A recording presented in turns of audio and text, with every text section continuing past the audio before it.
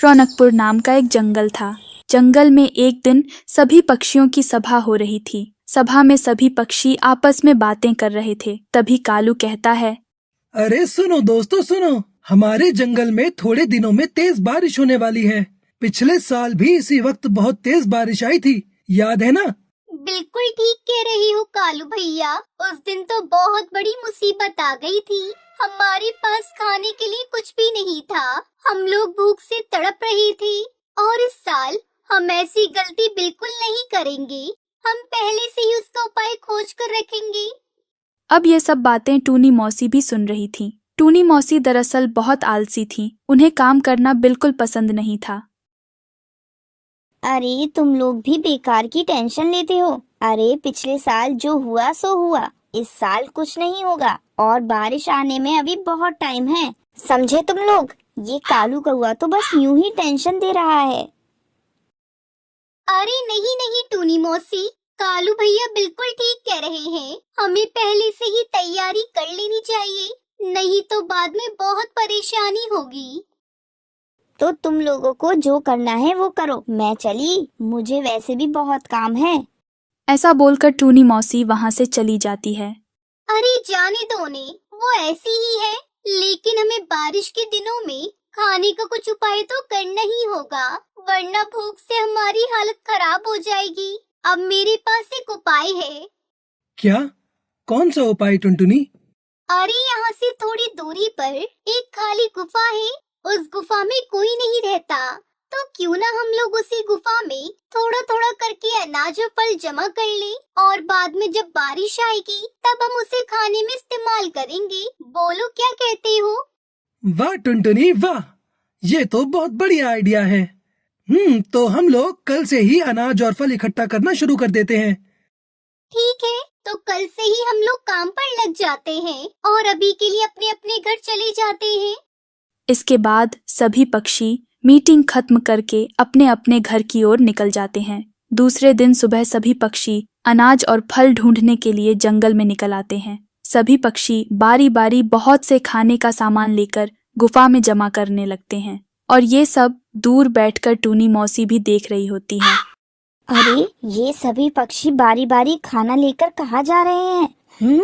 कुछ तो बात जरूर है, मुझे पता लगाना होगा।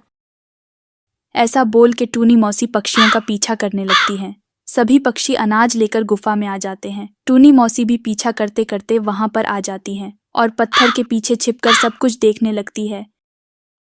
तो दोस्तों, हमने बहुत सारा अनाज अब इकट्ठा कर लिया है और इस अनाज से हम आराम से बारिश का मौसम काट सकते हैं।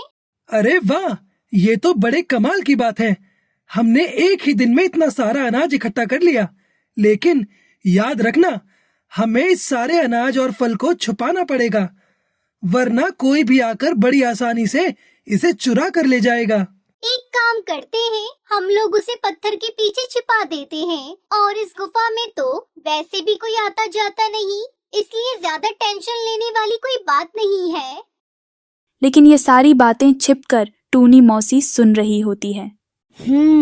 तो ये बात है, सभी पक्षी मुझे अकेला छोड़कर बारिश के लिए खाना इकट्ठा कर रहे हैं।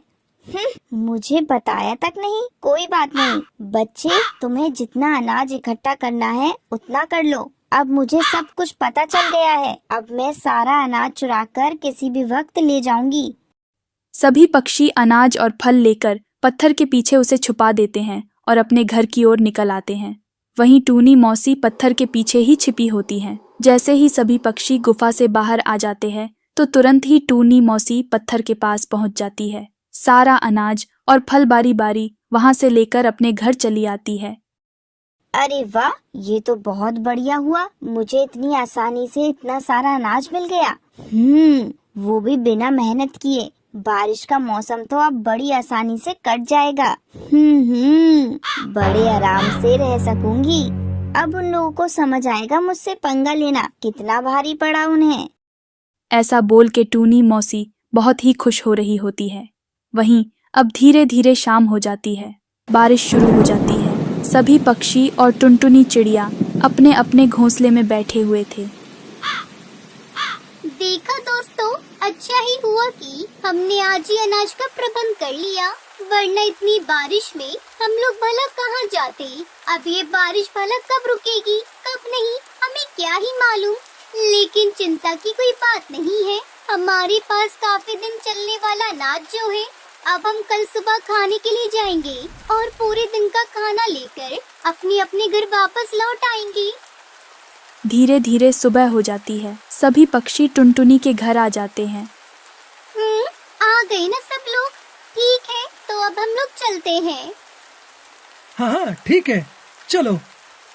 सभी पक्षी गुफा की ओर जाने लगते हैं और बीच में तभी टूनी मौसी का घर भी आता है। टूनी मौसी का घर देखकर टुनटुनी को टूनी मौसी की याद आ जाती है और वो उन सब से कहती है, अरे रुको रुको, क्यों ना हम टूनी मौसी को भी साथ ले चलें? वो भी तो बहुत भूखी होंगी। बिल्कुल नहीं, अरे वो तो बहुत ही आलसी है और मुझे तो वो जरा भी पसंद नहीं है। वो जो भी हो, लेकिन वो हमारे जंगल की सदस्य ही है ना, तो उसी नाते हमें उनकी मदद भी करनी चाहिए।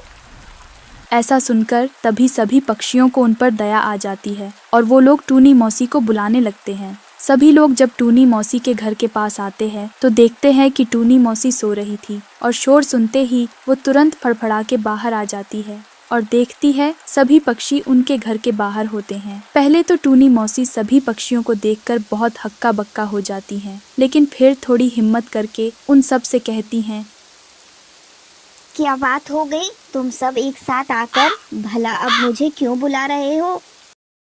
टुनटुनी चिड़िया तभी सब कुछ टूनी मौसी को बता देती है और तब जाकर कहीं टूनी मौसी की जान में जान आती है और वो भी सभी पक्षियों के साथ गुफा की ओर जाने लगती है। सभी पक्षी गुफा में आ जाती है और अनाज और फल जहाँ पर रखा था वहाँ जाने लगते हैं।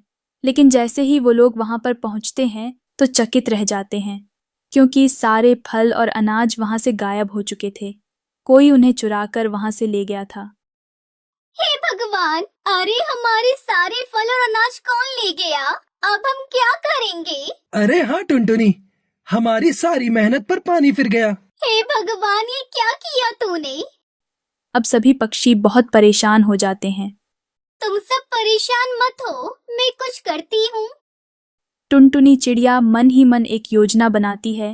अरे दोस्तों, तुम लोग फिक्र मत करो। पता है, जो भी हमारे फल लेकर गया है वो 2 दिन में ही खराब हो जाएंगे, क्योंकि मैंने उसमें गलती से नीले अंगूर मिला दिए थे। नीले अंगूर ज्यादा दिन तक अच्छे नहीं रहते और उसी की वजह से वो सारे फल भी खराब हो जाएंगे।